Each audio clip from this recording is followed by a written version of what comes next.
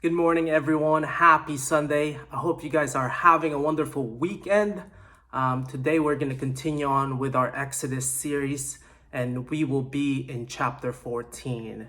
And I hope that God truly moves in our heart through His Word, through His Spirit, that we'll learn something today that we can apply for our day-to-day life. The title of my sermon today is God Will Make a Way. Let's turn to Exodus 14 and we'll read from verse 1. Then the Lord said to Moses, "Tell the Israelites to turn back and encamp near Hahiroth, between Migdol and the sea. They are to encamp by the sea, directly opposite Baal-zephon. Pharaoh will think the Israelites are wandering around the land in confusion, hemmed in by the desert, and I will harden Pharaoh's heart, and he will pursue them. But I will gain glory for myself through Pharaoh and all his army. And the Egyptians will know that I am the Lord." So the Israelites did this.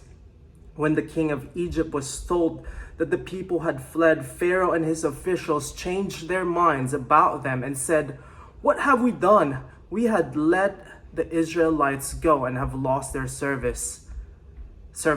So he had his chariots made ready and took his army with him. He took 600 of the best chariots, along with all other chariots of Egypt, with officers over all of them. And the Lord hardened the heart of Pharaoh, king of Egypt, so that he pursued the Israelites who were marching out boldly. The Egyptians and all Pharaoh's horses and chariots, horsemen and troops, pursued the Israelites and overtook them as they encamped by the sea near Pi Hahiroth, opposite Baal-zephon. As Pharaoh approached, the Israelites looked up, and there were the Egyptians marching after them. They were terrified and cried out to the Lord. They said to Moses, "Was it because there were no graves in Egypt that you brought us to the desert to die? What have you done to us by bringing us out of Egypt? Didn't we say to you in Egypt, 'Leave us alone, let us serve the Egyptians'?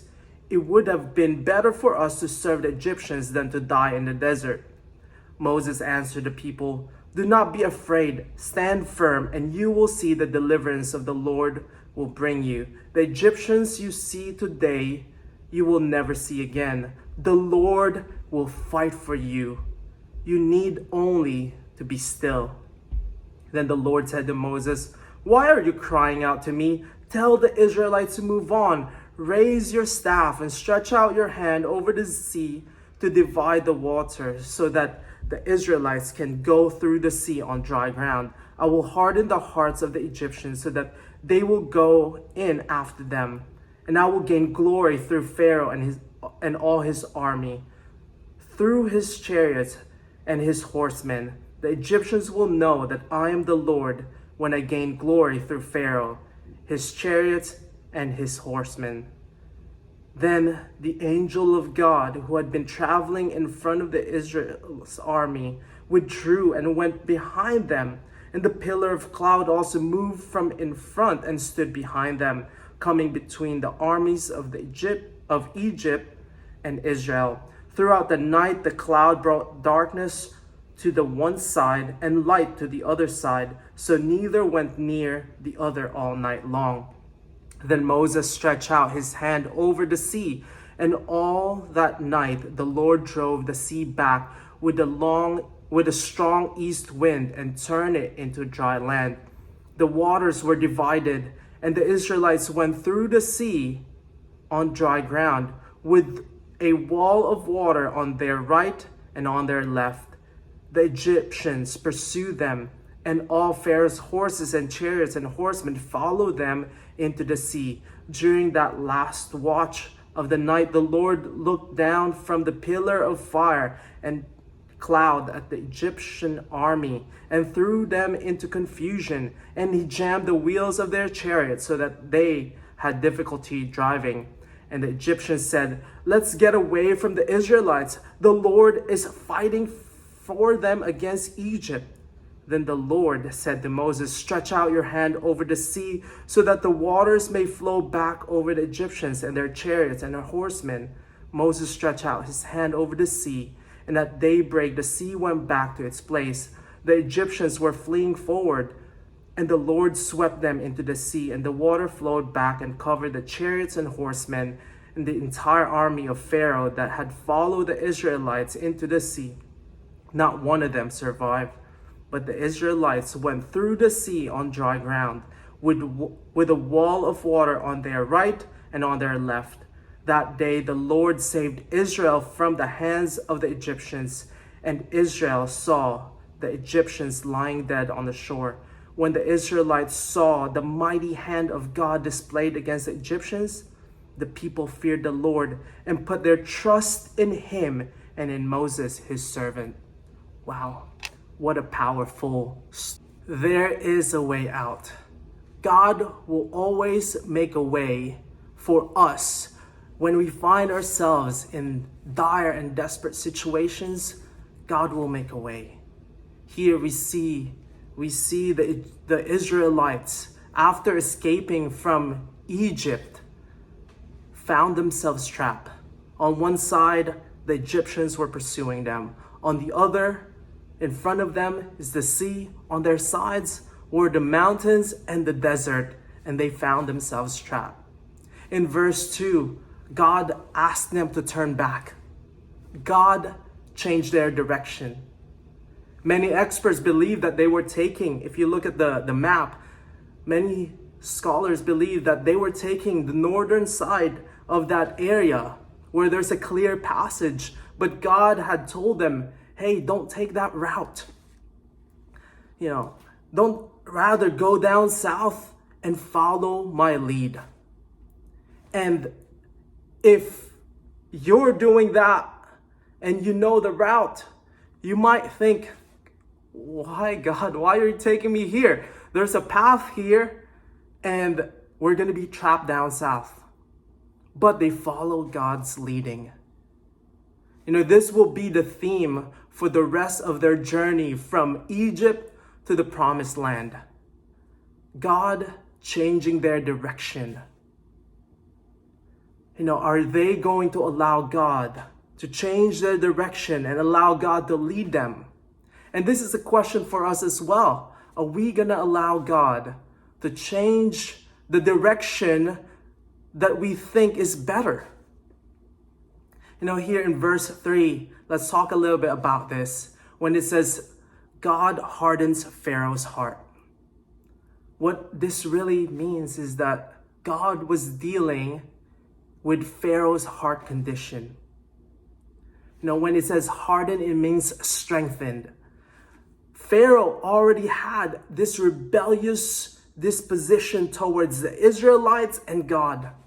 And when God put the Israelites in this situation, Pharaoh, knowing the lay of the land, saw, oh wow, they just took a wrong turn. Now they are trapped. Now I got them. Let me take advantage of them. Let me capture them again and make them my slaves again. And Pharaoh hardened his heart, meaning he strengthened his rebellious feelings towards the Israelites and God. That's what it really means. Why did God lead them there? To expose what's really going on in Pharaoh's heart. He continued his rebelliousness. And we'll go back to this idea again later. Here in verse 5, he says that we have let the Israelites go.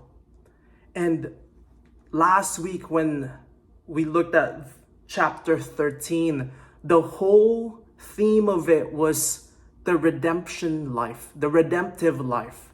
It's about God's redemption. And this idea of letting them go, it's really to be sent forth, right? And it invokes this idea to let them be redeemed. And Pharaoh is saying, why have we let Israel be redeemed? Why did we let God redeem his people? And that's the rebellious heart that Pharaoh had. God shouldn't be redeeming his people, and he rebelled against him. In verse 8, I love this idea because it says here that the Israelites were marching boldly. And this idea, marching boldly, is actually they were walking with raised up hands. They were praising God as they go out of Egypt. They were praising God. We were just freed. God just redeemed us. We are now a new people. Now we are heading towards the promised land. And they were worshiping God. Isn't that amazing? And that's what happens to us when we see amazing things happening in our lives. It's so easy to praise God. But the interesting thing here is that as soon as they see the Egyptian closing in on them, they start panicking.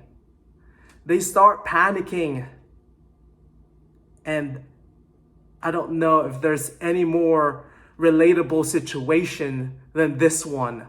That when things are going well, it's easy to praise God. It's easy to give him thanks. It's easy to have our quiet times. It's easy to pray.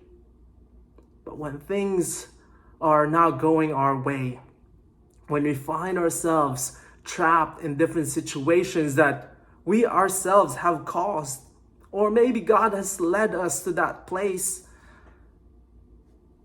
chaos. They said, why have you led us here? Didn't we say we'd rather stay in Egypt? No, they actually didn't say that because they were crying out to God. They were crying out to God for help.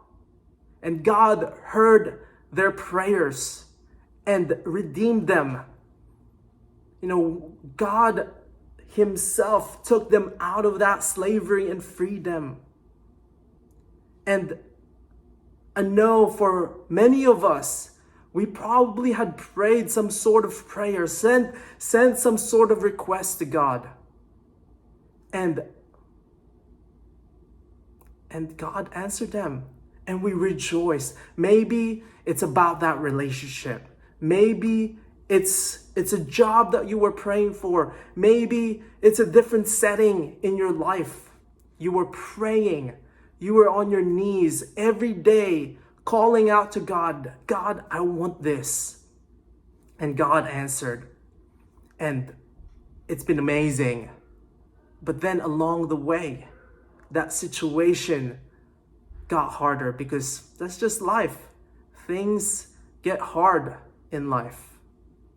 And now we're thinking, God, why have you put me here? Why have you brought this into my life? Why this job? Why this relationship? Why this? Why that? Why my kids? I don't know. I don't have a kid, so I wouldn't know. But I know many parents were thinking, man, this is hard. Parenting is hard. Man, this job is hard. I just want an easy life. But you're the one praying for that. You're the one requesting that. See, it's easy to praise God. It's easy to sing praises and glorify and worship God when things are going well. But when things are chaotic, man, we blame God. Or at least we tend to blame God. And it's understandable. It's easy to forget the victories, the blessings that God had given us, just like the Israelites did. Not long ago, God sent the plagues to free them from their slavery. And now they're forgetting all of this. We'd rather stay in Egypt. We can relate. At least I can relate. In verse 13, when it says stand firm, it means to be stable, to stabilize. And I know that's a buzzword right now, financial stability, health stability, relationship stability. Everyone wants stability nowadays. And oftentimes I know it's not always, and I want to be careful here, when we find instability in those areas of our lives, it's mainly because we inflict that onto ourselves. It's when we wander off away from God's will and His leading that we find ourselves unstable. And I know that's not always, and here God was clearly leading Israel to this, but God's saying, hey, stand firm. And when He says, be still, I love that. The Lord will fight for you. You only need to be still. It really means be rooted. Be rooted in God. Be rooted in His promises. Be rooted in His word. Be rooted in Him. Remain in Him. We need to be rooted in God when things are not going the way we want it to go. It says God will fight for you. It means God will go to war for you. War is the last resort in getting what you want. And God is willing to exhaust every possibility, including going to war, to provide a way out for us. We only need to be rooted in Him. Seeing the Egyptians go chasing the Israelites from Egypt and finding the Israelites trapped. For the Israelites, they were in panic mode, and rightfully so. God had led them to this point, and they thought they were trapped. But despite their situation, God made a way for them to escape. He parted the sea, something beyond their imagination. See, God will exhaust every possible avenue to give us a way out of our desperate situations. I have 3 questions for our discussion right now. The first one is, how have you seen God provide a way out for you in a desperate situation? The second one is, how can we grow in our stillness, meaning being rooted or remaining in God? And the third one is, what difficult situation are you in right now where you really need for God to make a way for you? That's all I have for today. I hope you enjoy your worship together. Thank you. Bye.